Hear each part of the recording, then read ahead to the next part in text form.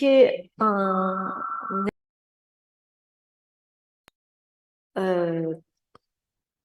particulier. Là, je m'entends là. Et je t'entends là aussi. Et le dédoublement, c'est pas mal. Ouais.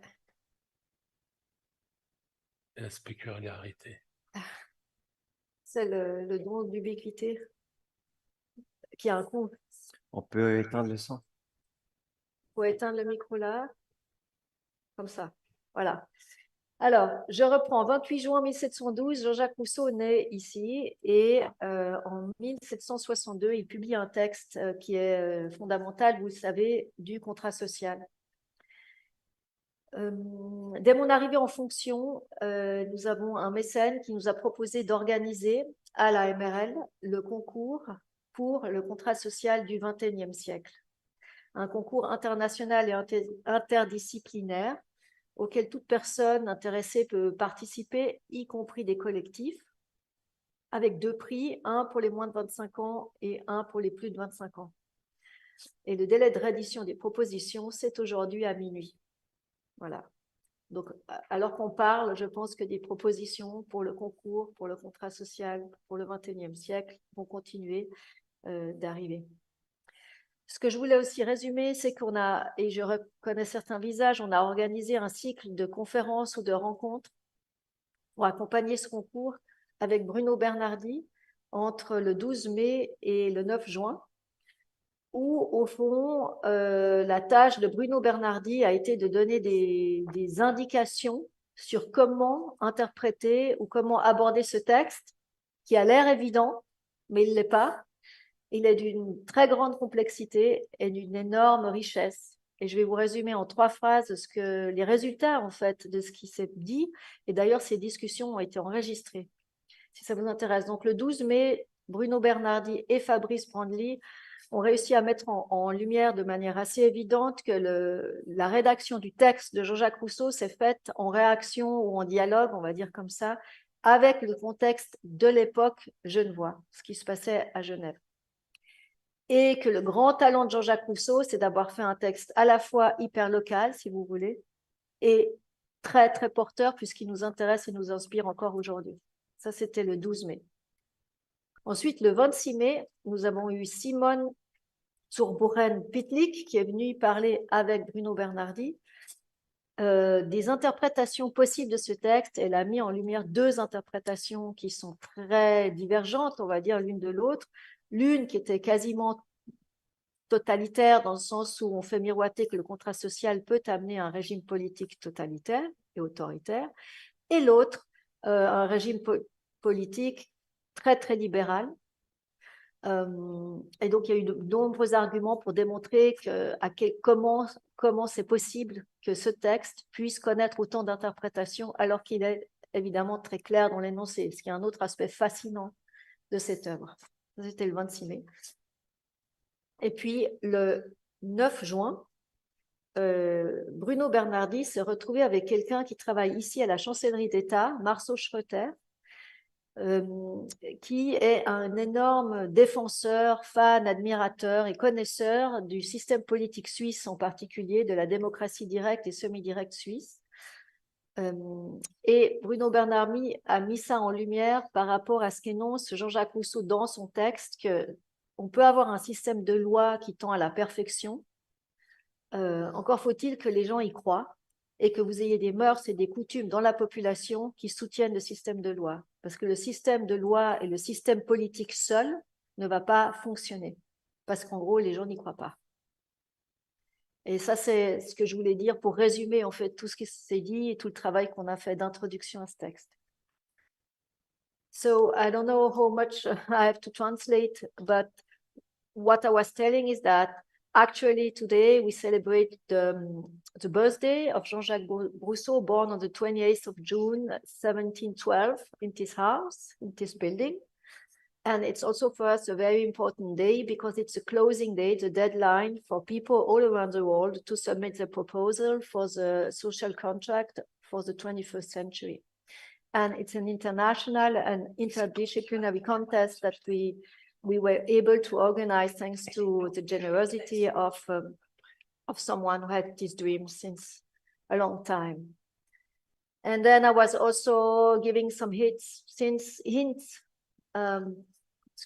about what Bruno Bernardi was almost teaching us during 3 sessions we had with him.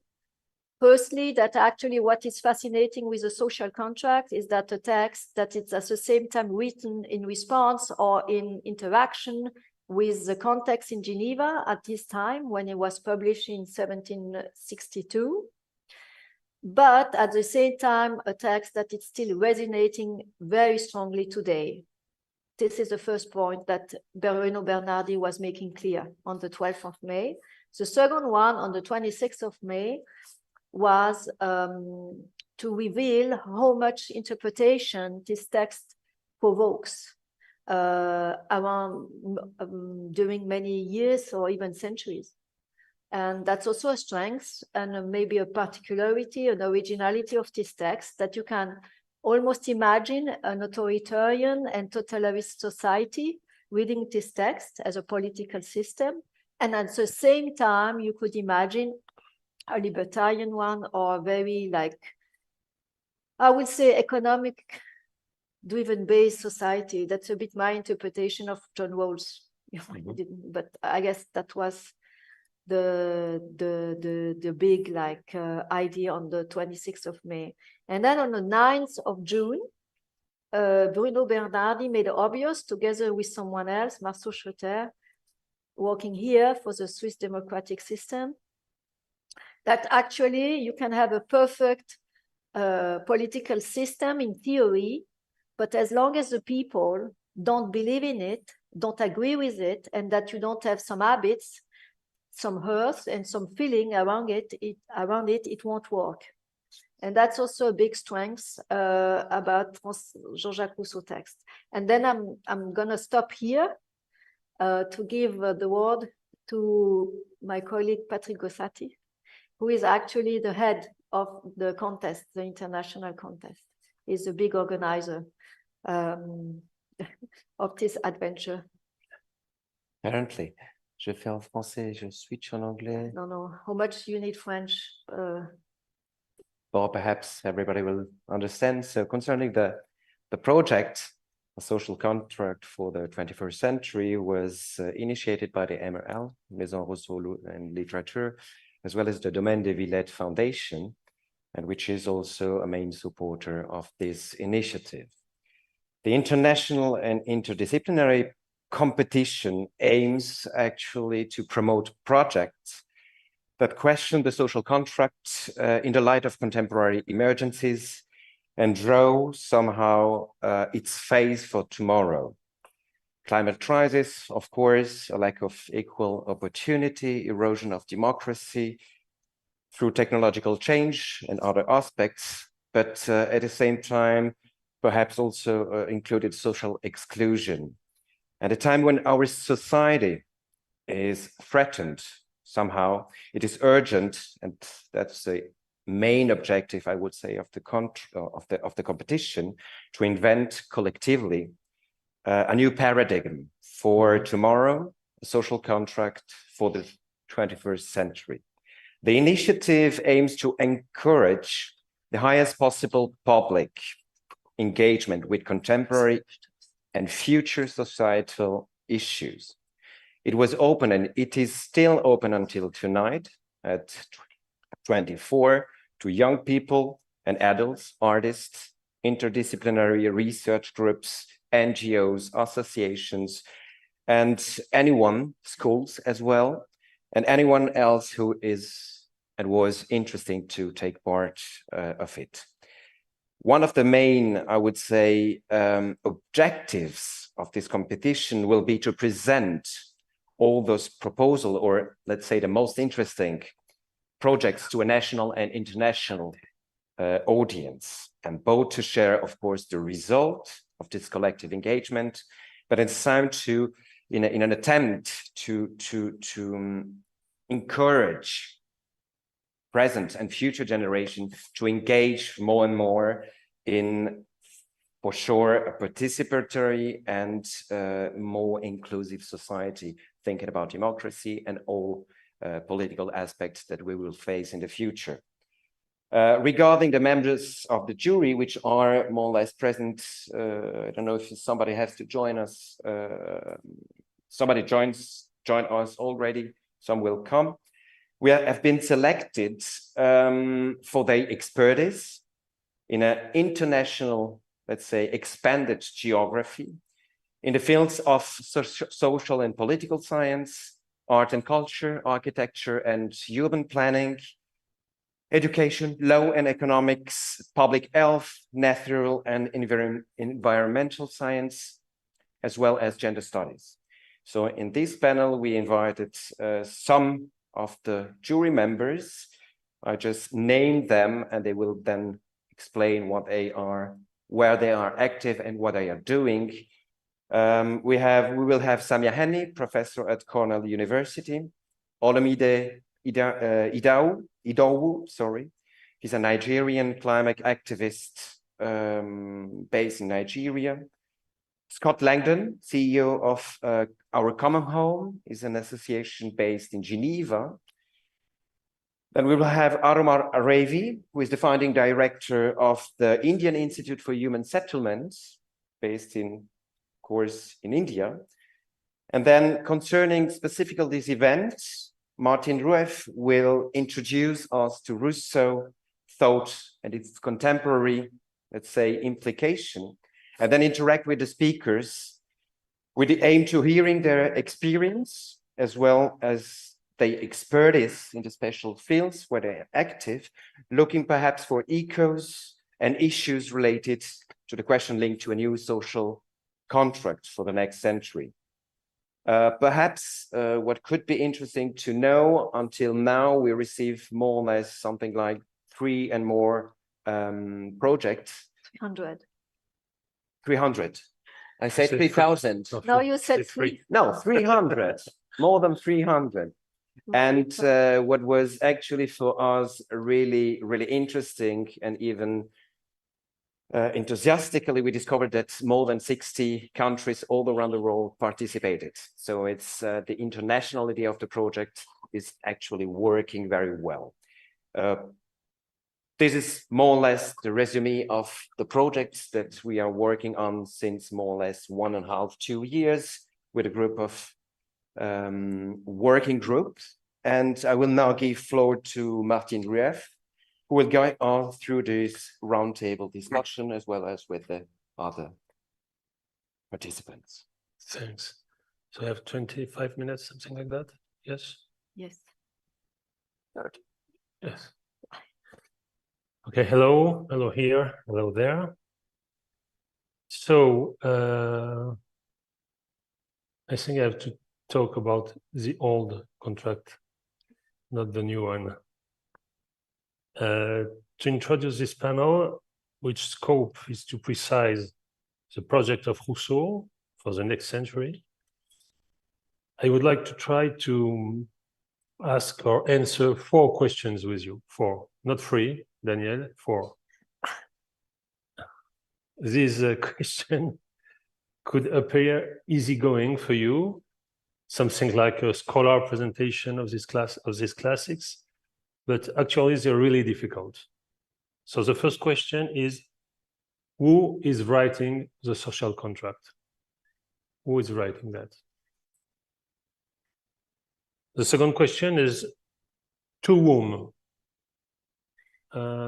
It's a very important question. To whom Rousseau was thinking when he was writing this contract? Third question, the most obvious question, what is Rousseau's main purpose? What was his intention, if we are able to reconstruct it?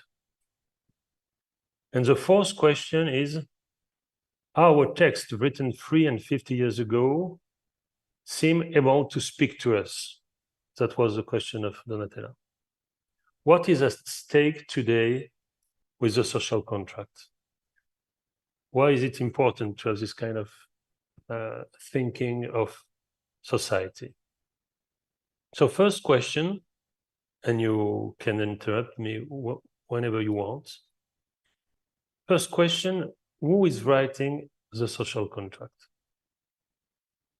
Let me quote the first sentences. I'm going to quote them in French and then in English, okay? Actually, a comment of these sentences would be enough, but I will just say a few words and then I will answer the questions. So Rousseau writes, je veux chercher si dans l'ordre civil, il peut y avoir quelques règles d'administration légitimes et sûres, en prenant les hommes tels qu'ils sont et les lois telles qu'elles peuvent être. Je tâcherai d'allier dans cette recherche, ce que le droit permet avec ce que l'intérêt prescrit, afin que la justice et l'utilité ne se trouvent point divisées. J'entre en matière sans prouver l'importance de mon sujet. On me demandera si je suis prince ou législateur pour écrire sur la politique. Je réponds que non, et que c'est pour cela que j'écris sur la politique. Si j'étais prince ou législateur, je ne perdrais pas mon temps à dire ce qu'il faut faire, je le ferais ou je me tairais. Né citoyen d'un État libre et membre du souverain, quelque faible influence que puisse avoir ma voix dans les affaires publiques, le droit d'y voter suffit pour m'imposer le devoir de m'en instruire. Heureux, toutes les fois que je médite sur les gouvernements, de trouver toujours dans mes recherches de nouvelles raisons d'aimer celui de mon pays. So I quote an old translation. There are 5 translations with difficulties about that, but I won't enter this problem. I mean to inquire if, in the civil order, there can be any sure and legitimate rule of administration, men taken as they are, and laws as they might be. In this inquiry, I shall endeavor always to unite what right sanctions with what is prescribed by interest, in order that justice and utility may in no case be divided. I enter upon my task without proving the importance of the subject. I shall be asked if I am a prince or a legislator to write on politics. For me, this expression, write on politics, écrire sur la politique, is the key of the contract. I answer that I am neither, and that is why I do so. If I were a prince or a legislator, I should not waste time in saying what wants doing. I should do it, all my peace. And as I was born a citizen of a free state, Ginevra, and a member of the sovereign, I feel that however feeble the influence my voice can have on public affairs, the right of voting on them makes it my duty to study them. And I'm happy when I reflect upon governments to find my inquiries always furnish me with new reasons for loving that of my own country. Well, it's a very important text. When I ask who is writing the social contract, I do not mean who was Rousseau when he was writing it. He writes it in 62, between 58 and 62. The idea was much older, but that's not the point. The point is that when Rousseau begins the contract, he says who he is. He is no one. To write on politics, you have to be no one. To write on. Not to make politics. If you want to write politics, écrire la politique, if you want to write politics, you have to be a legislator. It's the case of Moses, it's the case of Solon, and it would be the case of the sovereign in the social contract. If you want to do politics, you have to be a prince. A prince does and does not write. But if you want to write on politics, you have to be no one. And you have to participate to a concours. Which means, what Rousseau says is very important. He says, politics is not a matter of expertise. Everyone who says to you, I know better than you what has to be done on politics is cheating you. When someone says, I know better than you what will be on COVID, on climate, on Ukraine, and I don't explain it to you because it's not your matters, it's my matter, I'm the expert, is cheating you. To write on politics, you have to be no one. That's what says Rousseau. So the man who writes the contrat social is exactly Ulysses in Homer, is nobody, is Otis. And also associates this declaration with peculiarity related to Geneva. He says, what is the political name of no one? Not the proper name, not Florian, not Donatella, not Patrick, not Daniel, not Frédéric. Not the proper name, the political name is citizen. A citizen is no one. I mean, it doesn't participate to politics on his own expertise, on his own knowledge, and not on his own power. Let's look again what Rousseau says. He says exactly that when he said the right of voting on them. Give me the right to write on them. It's an extraordinary declaration. And the social contract would not be so famous if Rousseau did not have precise his possession of writing. Is the subject of politics. The subject of politics is us. Not us when we speak as a professor or as a man from the bank, or not even when I speak as an expert of climate.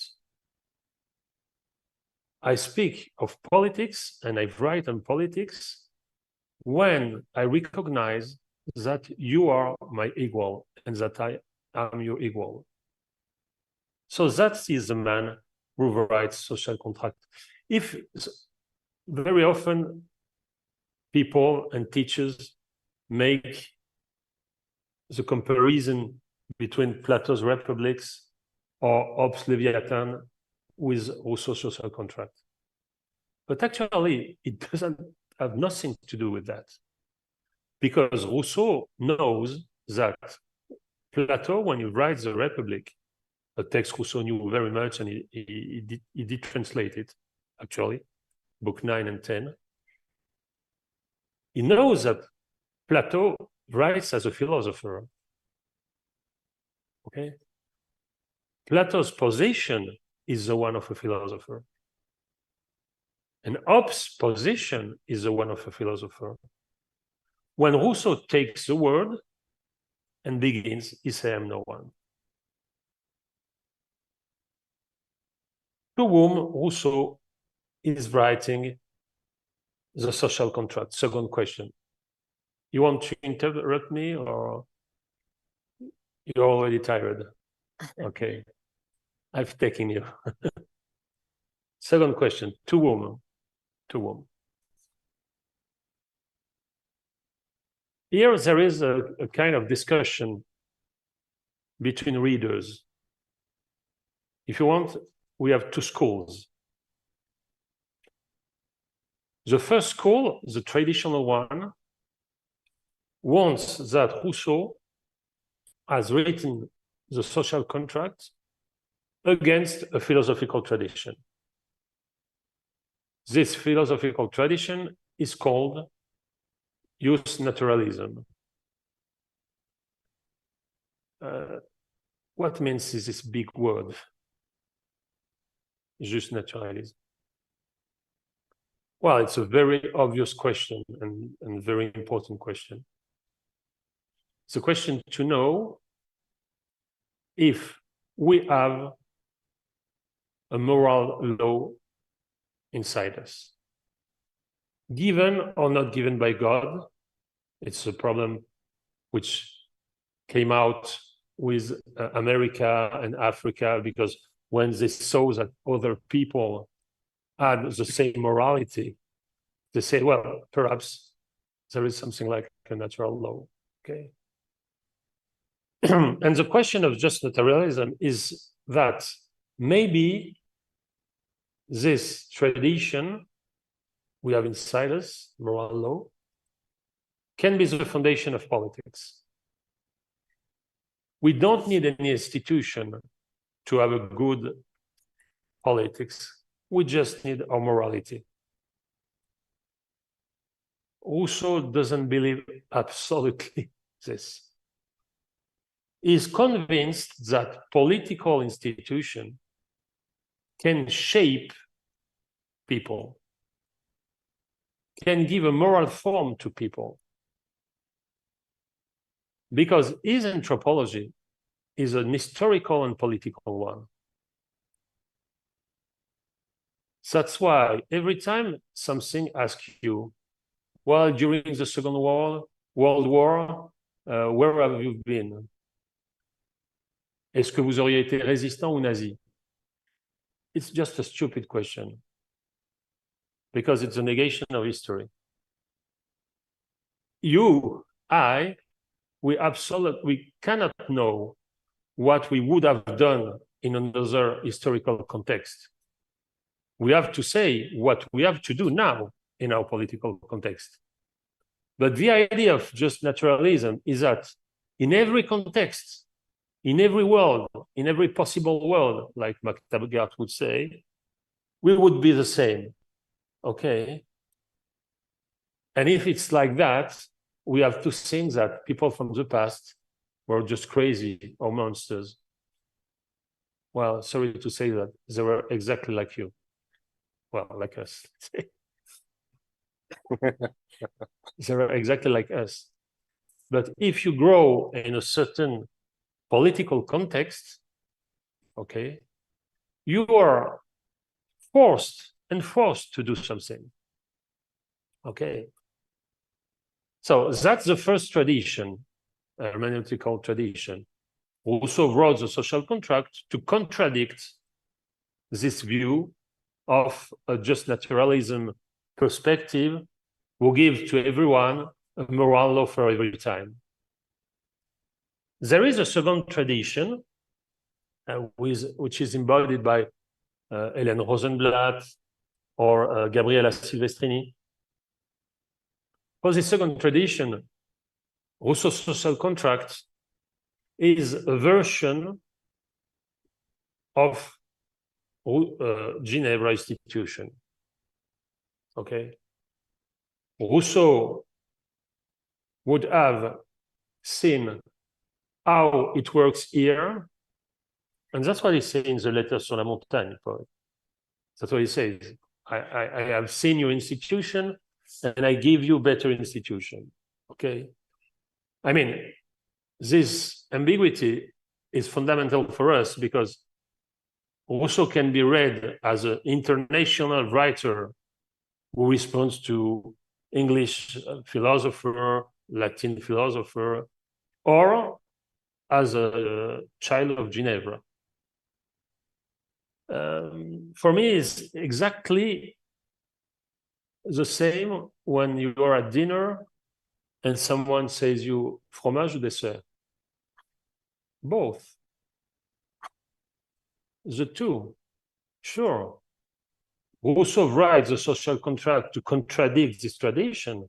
That's obvious, and he says that. But his philological basis and his interlocutors are here. It's the Petit Conseil. That's for sure. Third question. What is Rousseau's main purpose? And here, like Italians say, quando il gioco si fa duro, I duri giocano. When the battle begins, you have to get into. Well, it's a very controversial question. What you wanted to do. You have the version of Débattent, you have the version of Goldsmith, you have the version of Bernardi.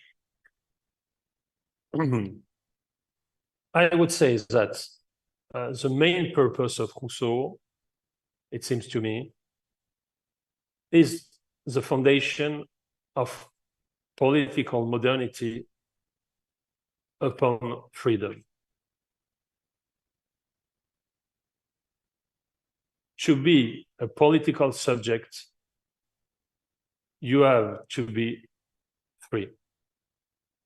And the better system of politics is the one which gives you the more freedom. Say like that, it's abstract. And Rousseau gives you a very good indication, which the death of Berlusconi makes very actual. The condition of freedom is equality.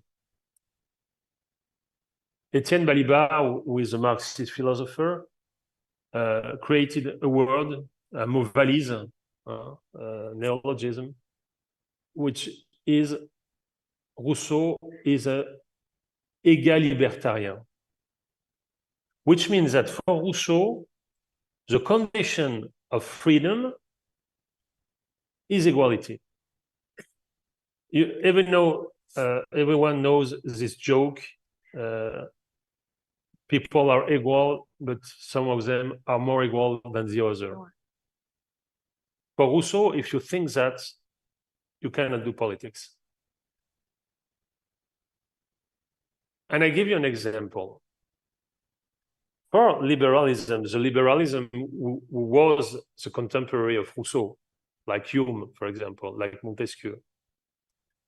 Corruption in politics, it's a danger.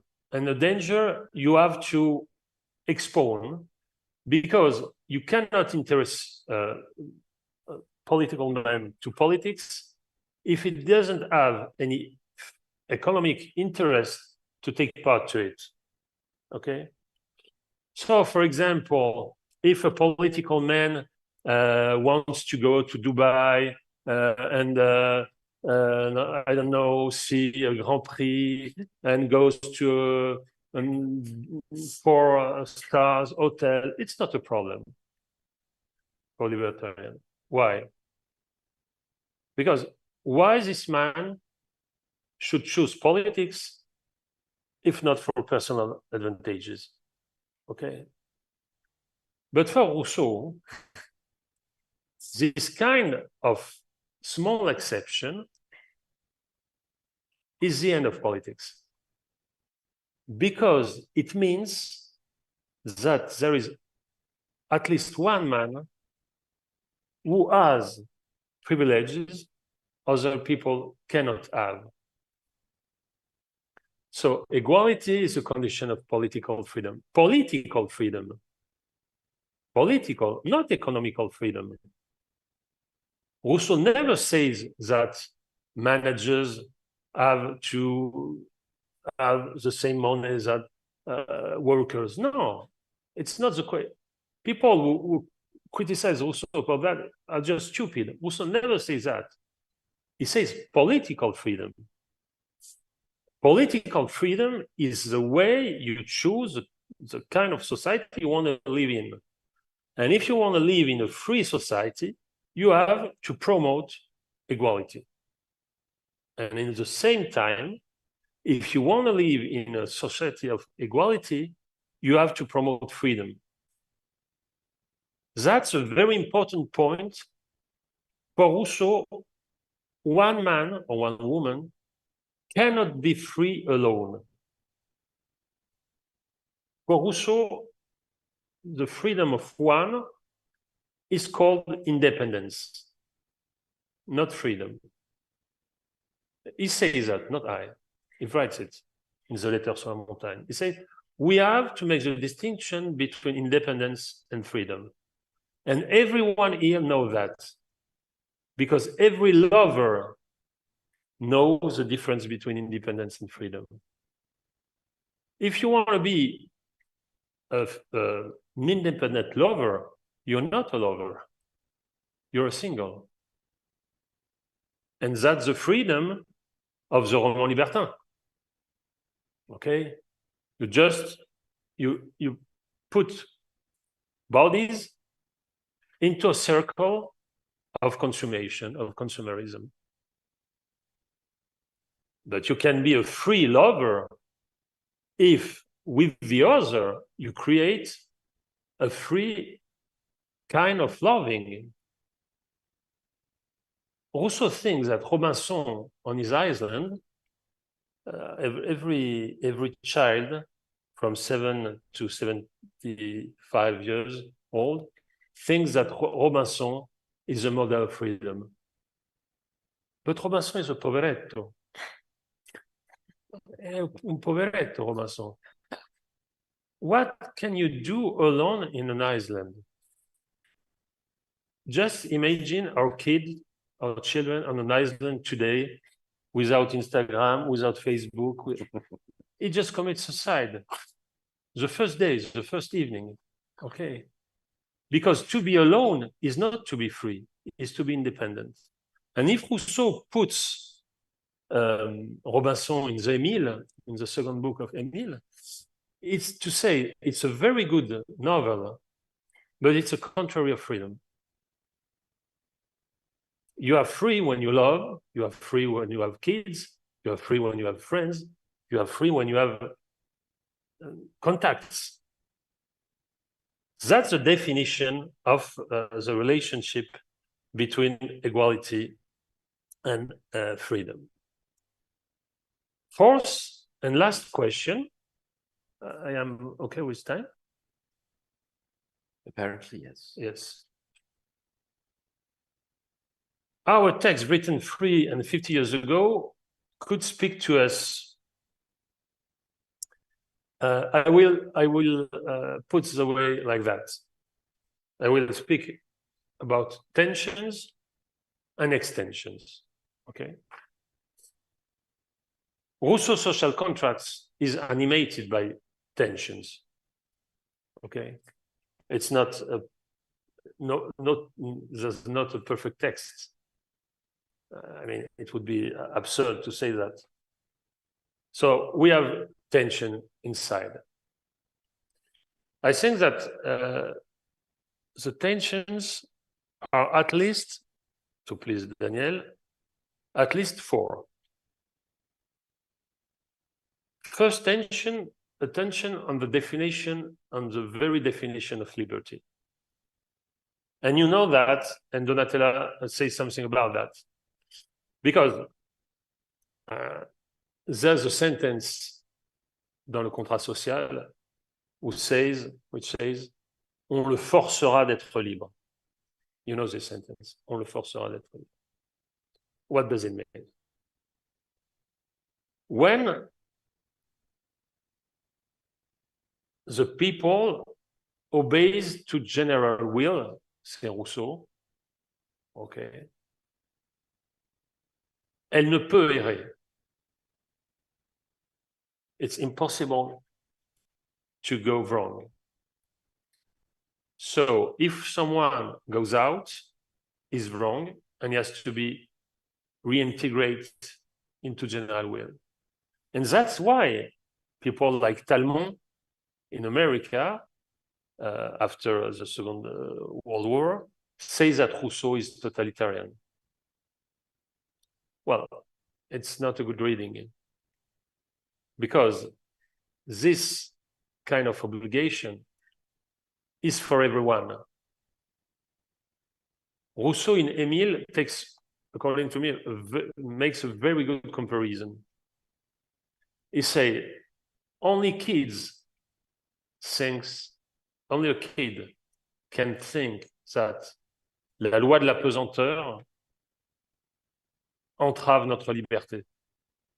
La loi de la pesanteur, the fact that body goes down, is a law. But this law is a condition of freedom. So for Rousseau, the model of political law is physical law. In its generality, in its necessity, okay, and in its way of being proved. That's the first tension. The second tension is about citizenship. And you said something about that. When you say now people, you say also something about that, no? The fact that people have the formal right to vote, but does not recognize himself or herself anymore in the fact of voting. That's the definition of citizenship. Now, citizenship is more fragile, that's for sure. It doesn't mean that social contract is fragile. It means that the subjective adhesion to social contract is fragile. Third tension about community. And that's a very, very difficult problem. Between state of right and community. Rousseau, like every thinker of his time, tries to understand the relationship between nation, what is a nation, state, the concept of state is modern for Rousseau, okay, and community. His idea, it's not yours, his idea is that state is a problem to the coexistence of communities.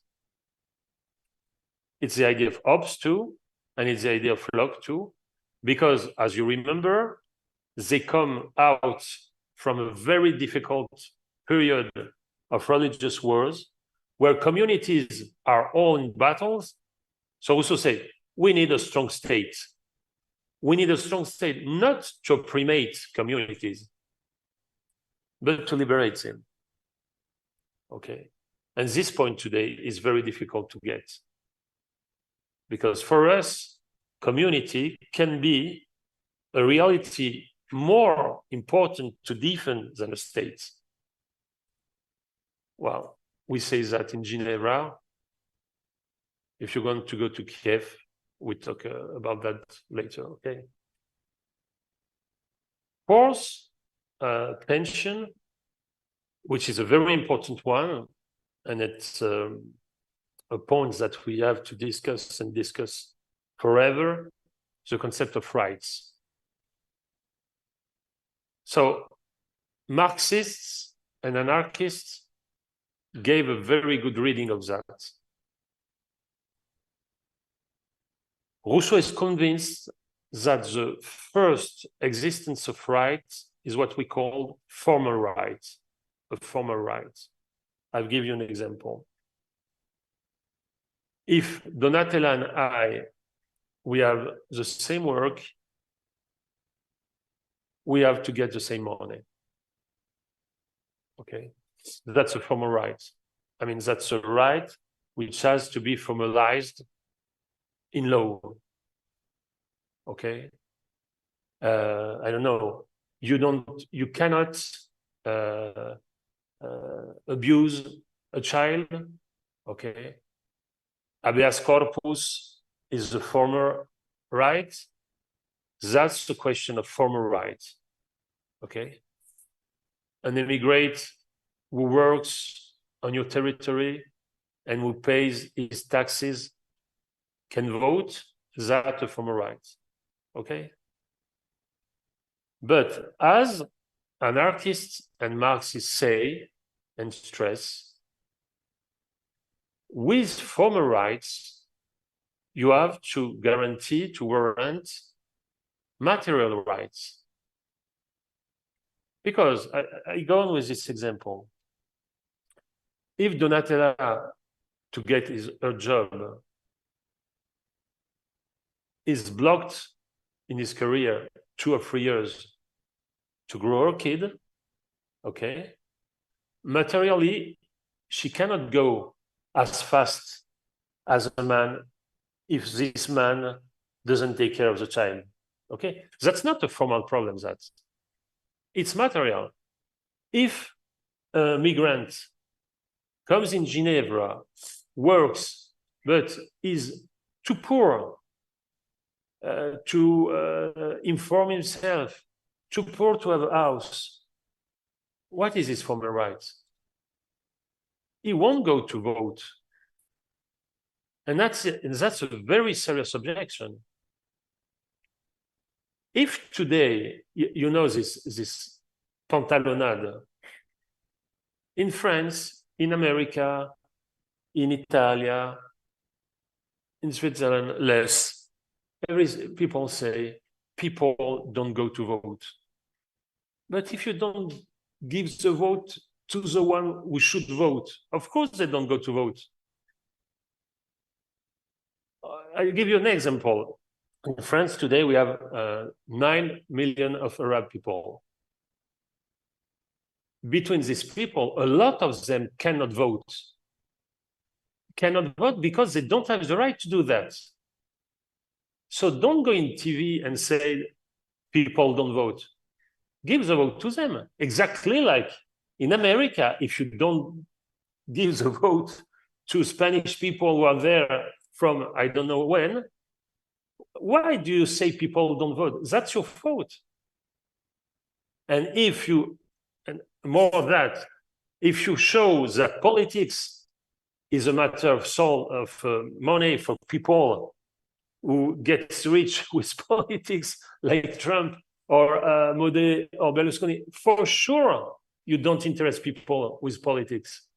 You just say, people, it's a matter of us. It's not for you. So that's a problem of rights. It's a problem of relationship between formal and material rights.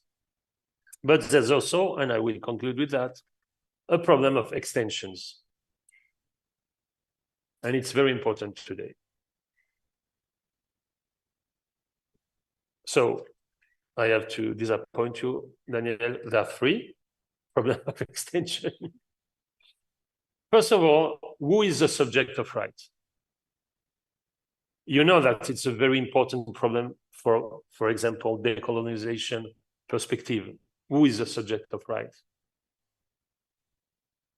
Rousseau, in the social contract, doesn't say that only men can vote, only white men can vote, okay? Because as you know that, women will vote 2 centuries after. People from the colonies didn't have the right to vote.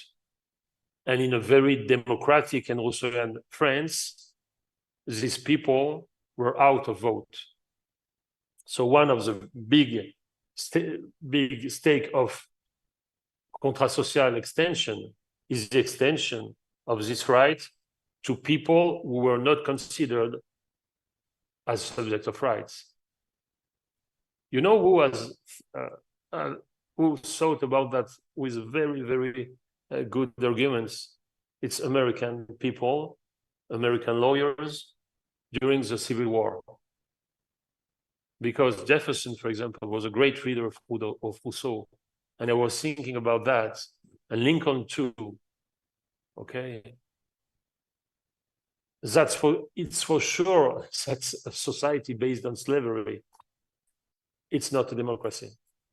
No one can, you can go in every direction you want, But if there is slavery in a society, it's not democracy. Rousseau says that, first book, chapter 4, La liberté est inaliénable. Okay. That's a problem of extension. The second problem of extension of a social contract, which seems to be, we say often that with Bruno, something like a non-written chapter, is a problem of foreign affairs. It's a problem of how states can manage together to invent a new social contract. When Rousseau writes, I think you know that, when Rousseau writes, a lot of people were thinking in Europe about what was called paix perpétuelle, or cosmopolitism, like Bernardin de Saint-Pierre, qui était un grand fou, Kant, qui n'était pas fou du tout. No. They were all thinking about that. No? Well, Rousseau is in.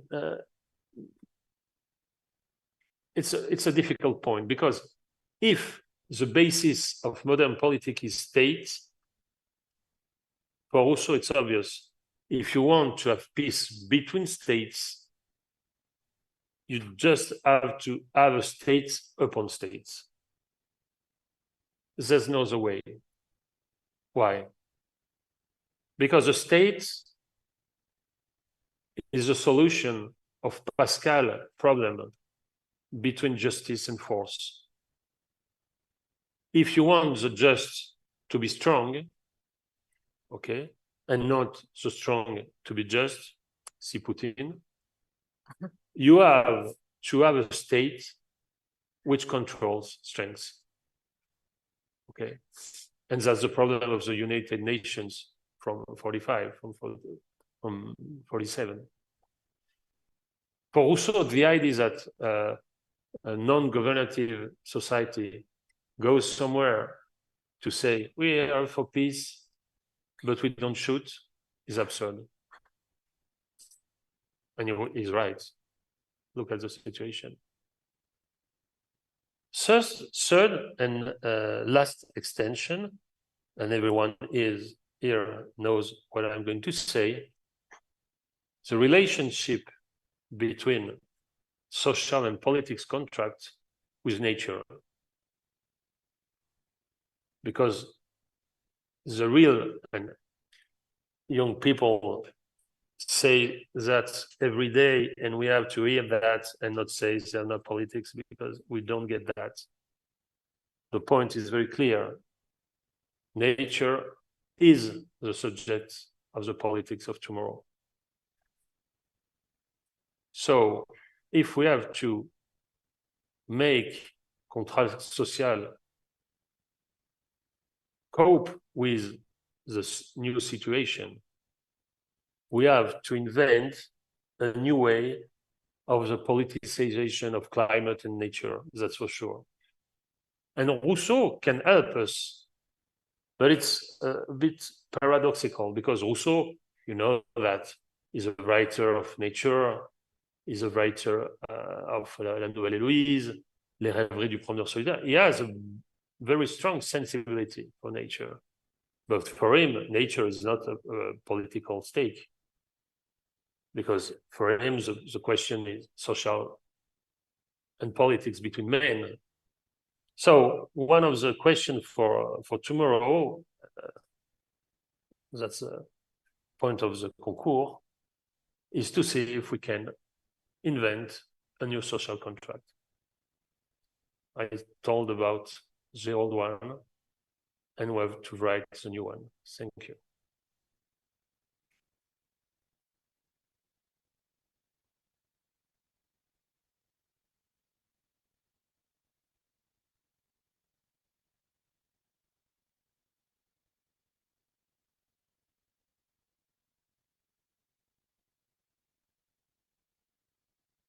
And now we have our guests. Yes, I think that online Aromar is online. Are you hearing us?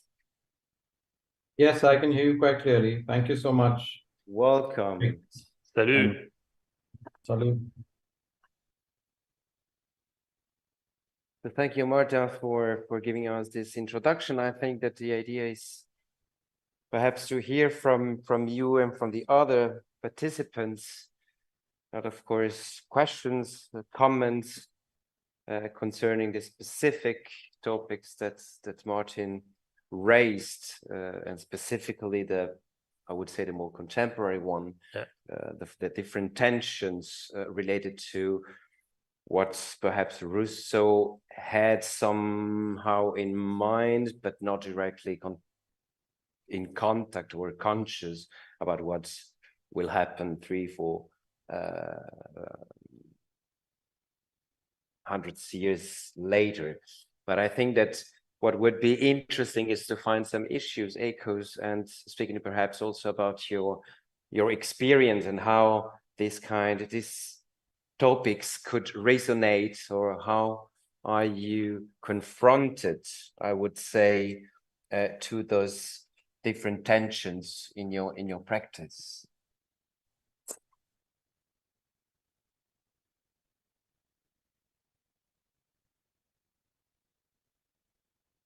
Would you like me to jump in, or are we waiting for somebody else? I think we can go on with you. Okay. Yeah. No, I mean, thank you. That was very useful. I'm very glad that Martin, you took the time to go over these 4 questions and help us get some sense of how we may view this 350-year transition. So let me pick up a few themes. I mean, of course, obviously the world was very different, and Rousseau helped shape a new world in some senses. So he's both an actor and sort of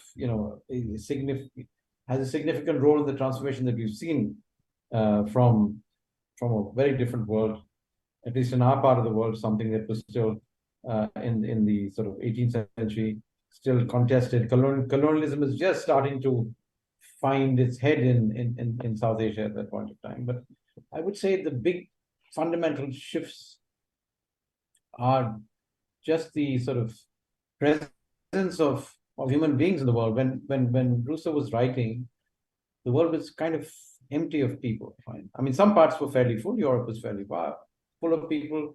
To some extent, North America was, and then we saw this great extinction that took place there because of the expansion of European and particularly British colonialism. There was an extinction that had happened in parts of Latin America, etc. But the transition we've seen in the last century, about 100 years ago, we had 1.15, let's say 1.25 billion people. We have 8 billion people in the world today. And I think that makes for a very different context. First, the relationship between nature and people is significant. What may not have changed is the stratification, inequality, and other processes. Of course, the forms have changed. In some parts of the world, they haven't in some ways. But so I think just the fact that we have so many people in the world means 2 or 3 questions become very sharp. In respect to some of the things that you're talking about, and that is, if we are looking at the relationship between equality and freedom, then obviously both in Rousseau's time and now, sort of intergenerational equality is a core question, both in stratified societies and those that are not stratified. And obviously, gender equality is one very critical element of it, but there are a whole range of other forms of exclusion in different contexts. So that's one core thing. The second one, of course, which has become very sharp and obvious just now, because you can't live without it, is the question of intergenerational equality and freedom. So we actually have, especially since the middle of the 20th century, when we invented mass destruction, right?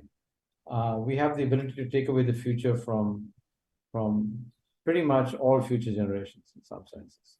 I mean, it was there previously through war and disease and all the other kind of things, but the fact is we can actually end a whole range of things, whether it's, through a whole range of forms. And COVID is the most recent one. There's a conspiracy theory that suggests that COVID came from a breakout and experiment around biological warfare. So basically from nuclear, biological, and a whole range of other things, we can do a serious damage to ourselves, intergeneration. And finally, because we've taken more or less most of this of the sort of the oxygen from the world, the other big question is interspecies. Right? So, you know, we are now in the Anthropocene where we produce more mass than all of other life on the planet. And we're also in the middle of a mass extinction, which is kind of anthropocentric or driven by people. I would say those three things that are there, if you extend those questions. So I guess Rousseau and many other people who followed in his wake have addressed the question of intergenerational freedom and equality. The question of intergenerational freedom and equality, I think, is a critical one. The idea of sustainable development was kind of invented to try and deal with that question. But there's also questions from deep ecology, but also just existential questions at the moment around biodiversity and other such things. So I think that would be a useful thing to explore, because the state of nature, in some senses, doesn't exist just now. We can edit everything from the gene to anything else. And with artificial intelligence kind of taking over in some senses in some parts of the world, we have the ability. Of course, there's some very wild claims about artificial intelligence at the moment, which I'm not sure will play themselves out. But we have the ability to create let's say, organic life, potentially, which creates a new set of challenges. You know, what is free and what is not? Do agents on the internet have rights or not? You know, what is freedom for digital life versus real life in some senses? So I would say those four questions: intergenerational, intragenerational, intergenerational, interspecies, and then what about digital life? And they're all coming together, I would say, quite strongly in the 21st century, no question about that, in both interesting and different ways. So I'm not sure that's very useful, but I thought I'd throw that out as a provocation. One has to address some of these questions and the polity and, you know, that comes from that. What will these contracts be like? Or, you know, the four questions that you asked. So I'll shut up there, and I'm sure other people will have better ideas. Thank you. Well, about interspaces, that's a very important point, and you're definitely right.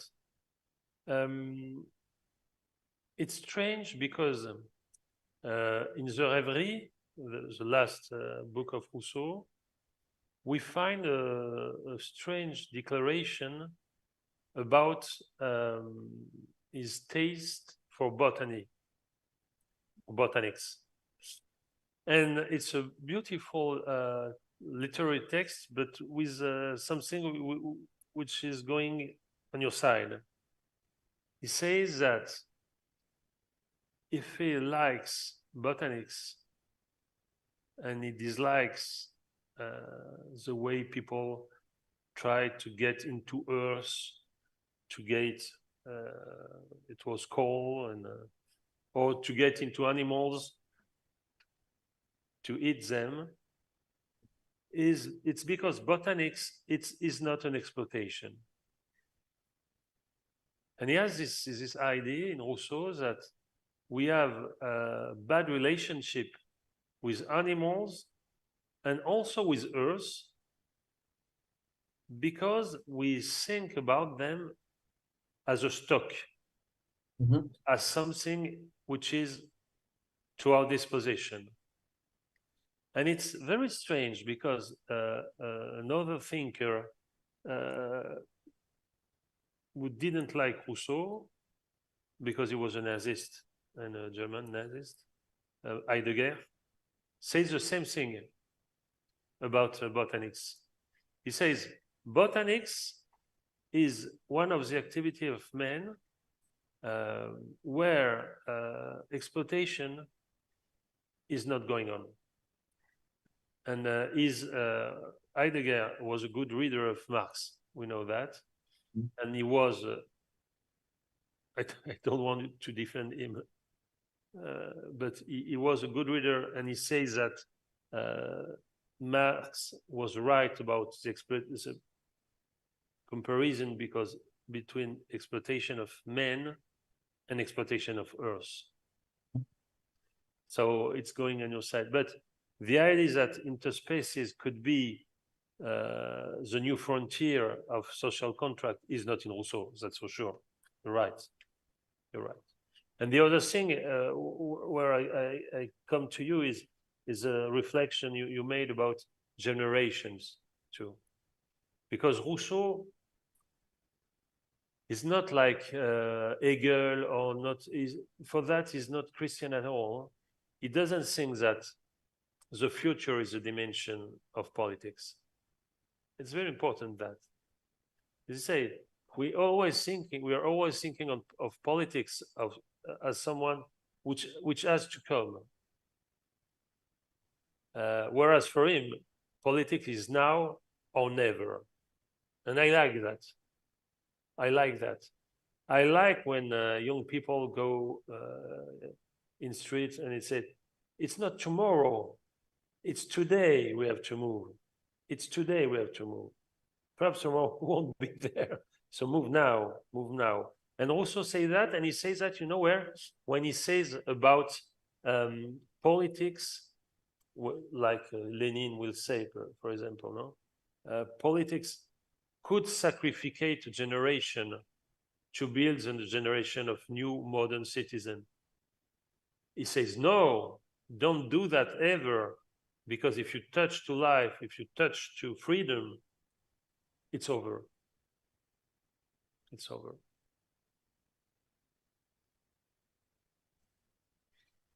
And there was another interesting point from Aromar, is the relationship between ecology and freedom. Yeah. So is it a way to say it's not anymore about equality in a way, but about ecology, or does ecology could be an extension of equality? I don't know, just. No, it's a very good point. Maybe. I mean, ecology meant as a global environment you are living in, and then that we should all be equal. Well, to be part of that environment. I don't know. Actually, Donatella, the point is that if the political model we need to apply the measures we need to have to protect climate or Earth is a way of totalitarianism. We know that. If we want to have applied the thing we need, reduction of consumerism, reduction of traveling, reduction of coal, of etc., etc. It's very difficult to get in a democratic way. I mean, here the tension between the aims of the community and the needs of the individuality, the gap is very big. I don't know what you think, Aromar, but it seems to me very big, because people, and above all, people from emerging countries, we didn't have all the luxuries we did have in this century. They say, well, hey, you traveled for a century, you had cars, you had all the things we want to have, and now you, who destroyed the planet, you tell us you have to just don't have that. So what's the point? And I mean, in Europe, it's very difficult to have limitation as for the way of life, but it's difficult everywhere. So the question is a good one. What kind of sovereignty should be thought to make this kind of political ecology come? And it's not sure that a democratical way, that's exactly that. We need a new social contract. No, agreed with you there. I mean, this is part of the argument around climate justice. But I think it's wider than that. So, for example, I mean, just to give you a concrete thing, over the last many months, just take the question of water, fine? Yes, water. How, you know, there are whole different regimes of how societies have dealt with water as a local good, as a private property. There's a whole range of debates that are there. But the science is now showing us very clearly that at the global scale, for the first time in all of human history, we're actually altering the hydrological cycle. So, you know, where things rain, how it will rain, how it will flow, etc., is being shifted by human action. So the question is, water has gone from being, you know, at some level, some societies look at it as a God-given right, others look at it as a common good, etc., at the local level. The issue now is that we're actually creating a huge challenge at the global scale.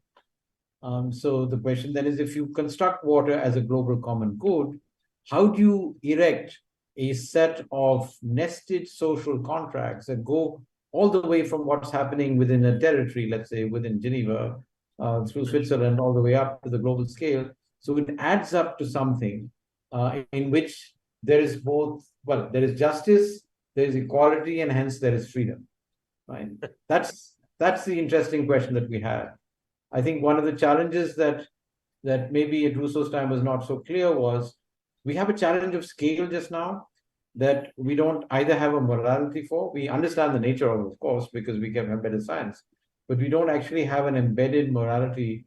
Or let's say, if you were to try to think about some of his ideas around, you know, will, for example, how does one express and deal with will at multiple scales and set up political processes that speak to each other, that are piecewise continuous in some senses? What is this new multi-level kind of politics? And you know that because, you know, you have the Palladian nations sitting in Geneva, and we know what happened to that experiment around the League of Nations. We know the challenges of where the UN is at the current point of time. So I think, you know, that's the other dimension that might be interesting to look at. But finally, a minor provocation. In indigenous traditions, one of the core sort of cultural beliefs, let's say, maybe difficult to test, is that the universe is alive. Now, obviously, the difference between the universe or the earth being alive and it not being alive is fundamental in terms of the relationship between nature and people. So if the earth is alive and you are just another being that's alive, then your relationship with something else that's alive is fundamentally different from if it were dead, if it were a stock, if it was something that could be owned. I mean, you know, there's similar arguments around slavery, for example, that are used. So that's the other provocation that's there. There are traditions that still exist that may be very important for us in the 21st century that fundamentally look at, you know, human beings as embedded in living systems. And I'm just wondering whether, you know, Rousseau had a deep understanding of botany. He was a phenomenal, you know, artist in some music. Whether he had an intuition and some questions or some solutions around that abstract idea. Yeah. The way you're talking make me think about one thing, is that social contract has defined something like a level of politics. And I would say that this level is the level of state. Okay. The fact is that today people have a problem of scale.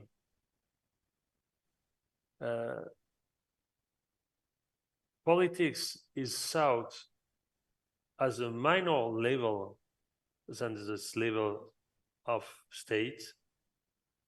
In France, for example, or in Switzerland, it's obvious. Politics of communities, of ZAD, politics of definition of small kind of societies, which invents very nice and very strong patterns of living together, but under the state. And it makes sense, but it's also problematic because it's a way of going back. And a level which is a wider scale upon state, which is a problem, you say, because water is a problem that today, water or gas, look at the Ukrainian and Russian war, it's not anymore a problem of states. Mm-hmm. And the way contract social is taken between infra-politics of communities and hyper-politics or supra-politics with international affairs or mondialization or big societies like I don't know, Microsoft or Exxon, etc., which don't need to have a relationship with a single state, but goes all over the world. That's problematic. For Rousseau, would be very disappointed with that. Very disappointed. Because, for example, I speak very often with people in France who wants Zadist politics, okay? Thinking that it would be something like an avant-garde of the revolution. You know this discourse. Jesus had it, or Lenin too. The avant-garde. We are the one who have the rules of politics, and the other will follow us. But will they follow us? No, they won't. It's too late. So it's a very big problem, according to me. And the problem of youth and votation in Europe or in America, or countries we know, Italy, France, United States of America, is related to that.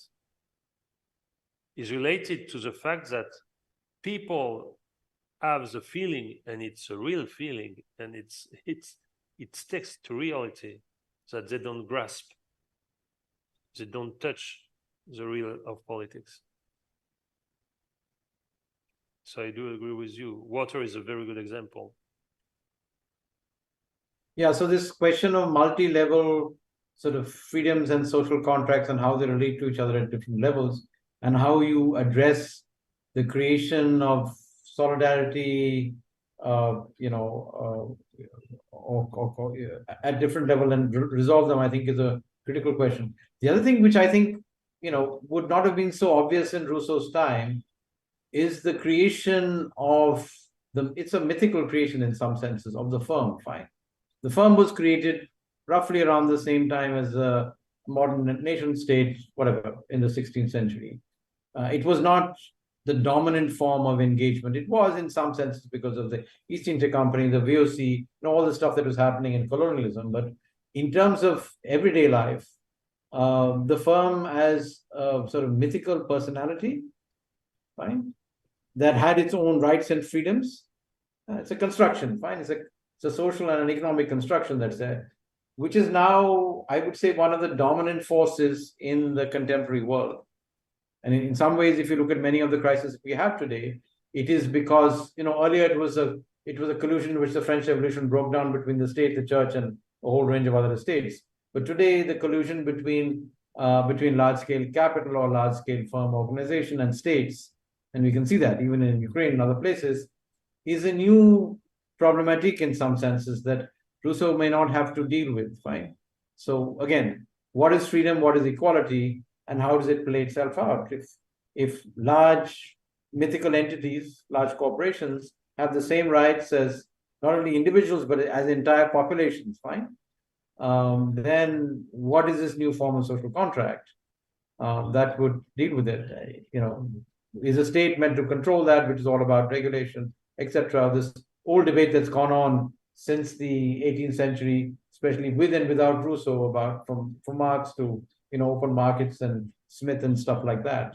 How does one address that question, which may not have been very relevant at his time, but I think is very critical for us. But I'll shut up now. I'm sure there are lots of other people who have, other ideas. So we have people in front of us. You don't see them, but they're here. And we can ask them if they have questions. So in French now. Questions or remarks? Oui, des questions que vous posez en français, bien sûr. Et on les traduira si besoin, ou des remarques. Oui?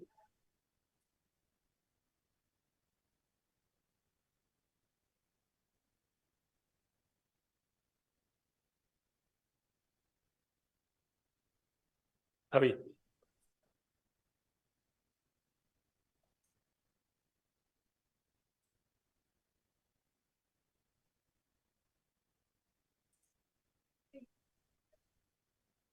big model piece of the country.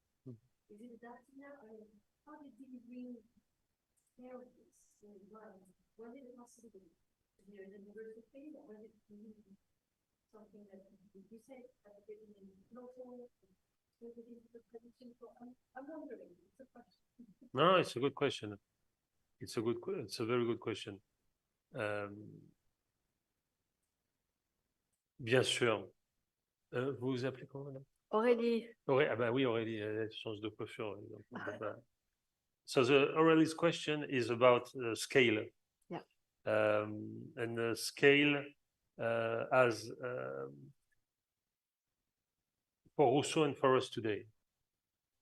Because social contract, obviously, was an idea which is born in a small country, and we have to say, in a small town, Genève, which was when Rousseau is born, a very small town. Yeah. Not very absolutely, but something like 50,000 inhabitants. And Paris was 4,000, and London 6,000. It was not so small. It was a real city.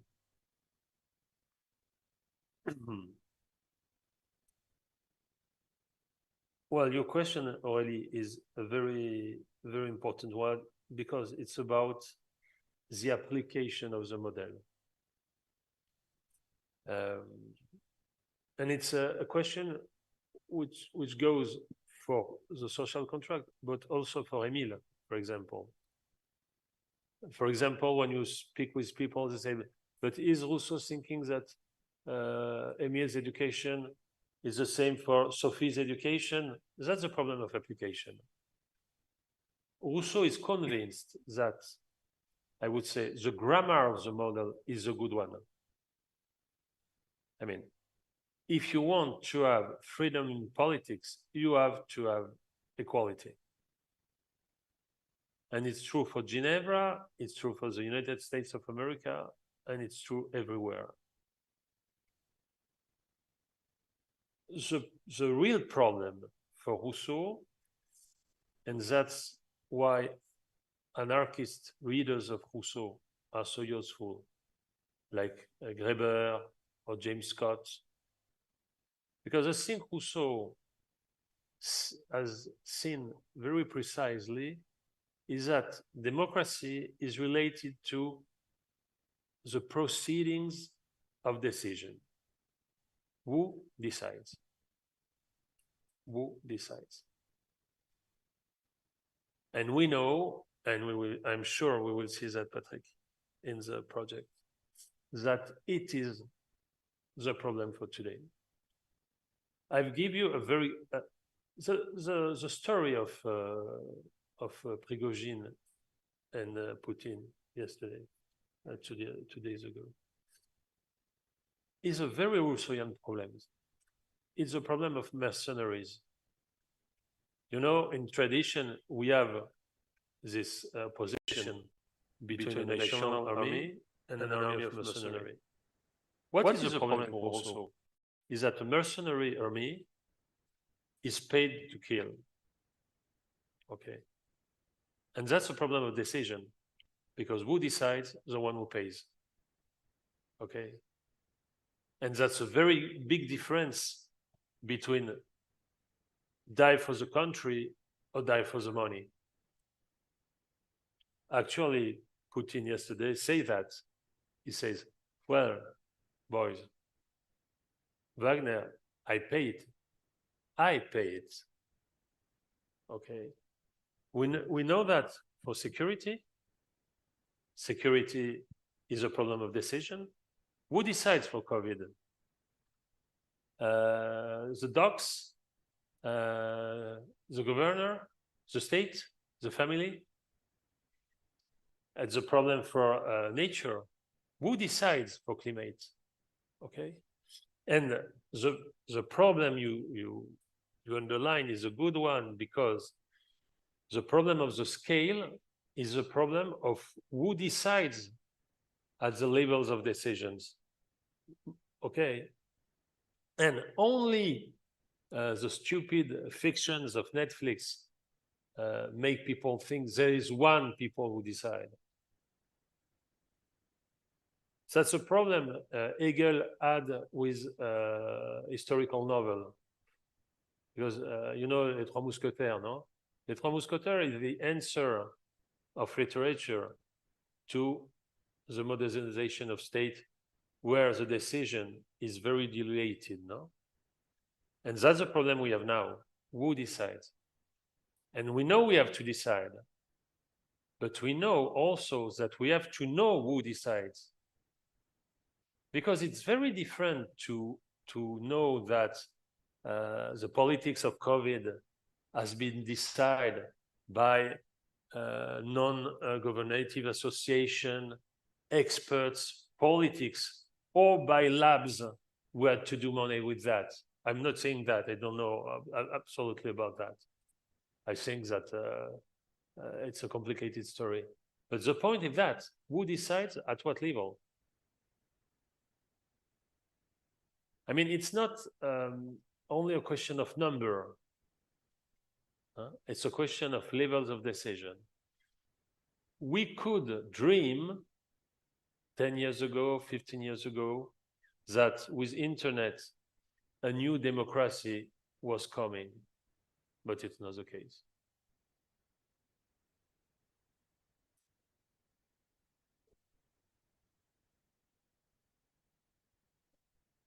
So my follow-up question is that is the solution is actually in the given of the social contract, in the base of the social contract, which is let's keep a scale that is attainable to find solutions. That's for sure. That's for sure. And this scale has to be decided by people themselves. You remember in the 90s or at the beginning of the 21st century, the famous problem of exportation of democracy. You remember that? On va exporter la démocratie. Well, it's a contradiction. Contradiction in terminis, I would have said the logician, because democracy is something you decide, not something you receive.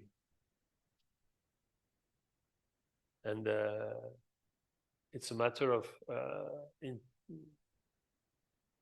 you get that, yes. But it's beautiful to see how the will he was talking about in deciding to be in the political system or to maintain a political system or to be in the social contract is as important today. Is as important today as it was back in the days, not on the same scale. It's much more important. It's much more important today. Thank you.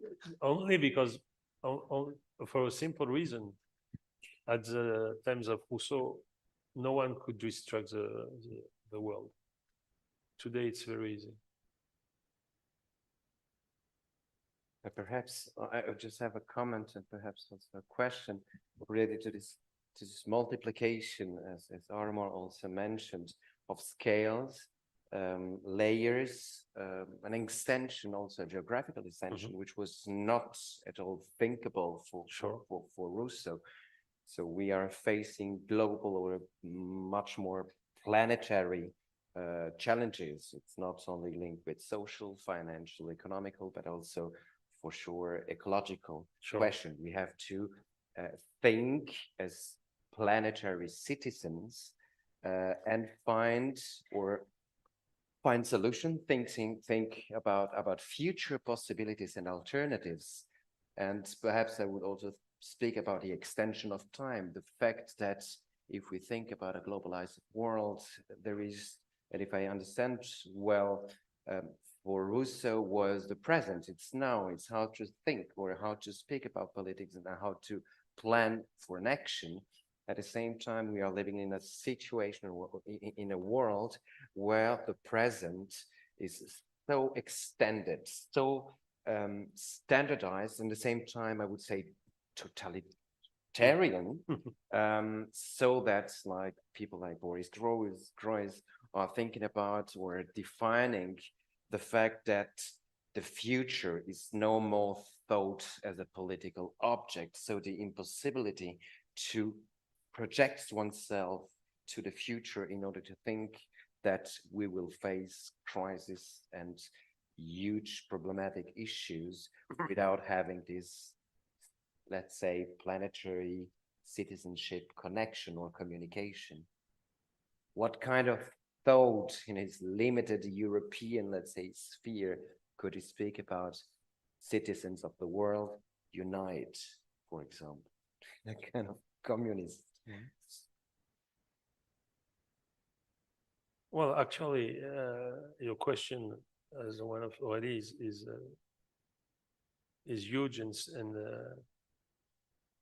central. In the 70s, there was a philosopher who's dead now, and who was a very good philosopher, who was called Ancionas. You remember Ancionas? Ancionas created a concept which is called the moral of responsibility. And he was discussing with Aristotle and Kant, saying that we have always been thinking about morality as something we owe to our friend or to a wife or to our children. And he said, we enter a world where the morality has to be applied for people we will never see. And that's the new stake. Because we won't see the destruction of Earth. We won't see that. We will have to have different clothes and perhaps different ways of drinking and different ways of, and perhaps traveling. But the destruction is not for tomorrow. But we know that if we don't do something today, the children of our children won't live in the same world that our world. And for example, you see that yesterday, Le Monde, 85% of ice of Himalaya is finished. So it's perhaps it's not for tomorrow, but in 20 years. So that's why the question of Donatella is so important. What kind of democracy can we think with Rousseau's treatment to answer your question? That's the question. And the idea of Rousseau is that if the general will is able to express itself about that, we have won. But today we can see that a lot of obstacles make that this solution is difficult to see. And I'm sorry to say that it's so obvious. The society of consumering is killing the planet. It's so simple. So either we change that, or we limit that, I don't know, or we find solution for that. But you cannot say, you heard what said that, who said that last week, that one human being should not travel with plane more than 4 times in his life. You heard that? I did not dream. You heard that? Well, I would never ask you how many times you take the plane, and I don't ask me, please. So, I mean, that's the point. And that's the general will. And to answer you and Aurélie, it's the same question. The grammar of Rousseau is a good one. The grammar of Rousseau is a good one. We have to find a way to express that the general will needs a personal adhesion to a solution we don't want personally. That's the general will. But that we don't want personally, that we don't want for ourselves. Because we love our lives and we have beautiful lives and we love them and we're right to do that. But if we want to change and invent a new contract, a social contract, we cannot live anymore like that. It's simple.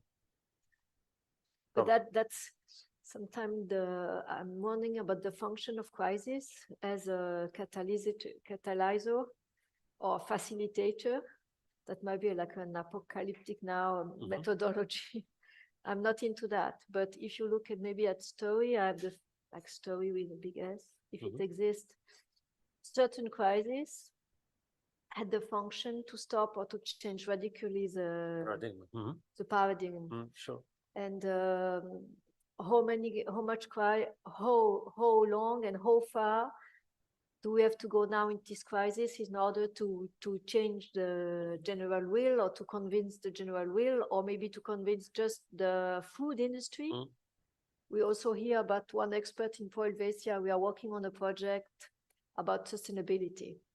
And Aurelia Maya. Sustainability. It's a word, yeah, sustainability. And she was saying, you know, what is polluted is not your airplane travel. It's about, you know, this big ship, the shipping of product on the sea. This is what is polluting basically because you need so much fuel, so much gasoline, so much that's about pollution. So that about having all this product traveling around. And I know that in economy, you can measure the wealth, the health of economy by knowing how many ships you have on the sea at a moment. You measure that. That's measurement in economy. That's more than gold, you know, or more than money or more than device. So now I'm just like, as in my image, thinking like, do we need, I don't know what. But I mean, if you analyze a catastrophe, like the dimension of catastrophe, and I don't remember that Rousseau actually is talking about that. Maybe I might be wrong. In Hiroshima, what was that for my generation? Or Shoah, or like this is my generation because it's my grandparents' parents. You know, this shock. I speak about major shock that might have changed some paradigm. And I wonder if we need this kind of huge catastrophe, or if the general read might be in this case enough to say, okay, we don't need a major catastrophe to lose I don't know how many things in order to think a bit pragmatically. And I don't know, like, and this is an open question. I don't think we're going to answer today. No, but the thing of the ships you were saying is very interesting because it's a problem for Rousseau. Always, yeah, yes, he speaks already. about, yeah, he speaks about this. Because actually, yes. Voltaire, for example, and Montesquieu and Hume were convinced that a free country is a country which exchanges a lot. And there is this famous poetry of Voltaire who says that the paradise is where I am. He was thinking about Paris. And he said, because Paris is sending ships everywhere and taking from Arabia the beautiful spices, taking from China the beautiful skirts, and taking. And Rousseau was against that. For him, exchange is not a sign of freedom. And it's a very important issue in economics and relationship between protectionism and liberal changes. So, I mean, Rousseau is everywhere, not as a solution. It would be absurd to say that. As a power, yes. He's born with our world also. And he was the one who was more sensible than others to the dangers of this world. And not only as a thinker, but also as a writer. I mean, for me, it's exactly like Marx or like Freud. I mean, when, and it's a question, I think, of intellectual personality, no? I mean, everyone here has a cellular phone, no? and everyone, no, not everyone, people, says people don't have it. You can think that as a tool of liberty, of freedom. Think about our children, no? For our children, it's really something more important than money. If you say to a child, I give you a shell of 500 euros, it takes the phone, that's for sure. Huh? Rousseau is, like most of you, someone who sees that as an ambiguous subject. He says, yes, freedom, but not only freedom. Also links, dependence, captation, and that's Rousseau. Rousseau is not Nostradamus. When you go to speak with people, Rousseau, no, Rousseau is not Nostradamus. He was sensitive, like a writer. Writers are like that. Perhaps more than philosopher who constructs, but as a writer, Rousseau was very sensitive to alienation, to relation of domination. So you have 5 hours to give your project. Till midnight. Okay. Yes. Midnight. Okay. So here in Geneva, it's a bit more than 5 hours. It's yeah. Thank you, Omar. See you. See you, yeah. Et merci à vous toutes, à vous tous. Merci d'être Et bon venu. après-midi. C'est bon.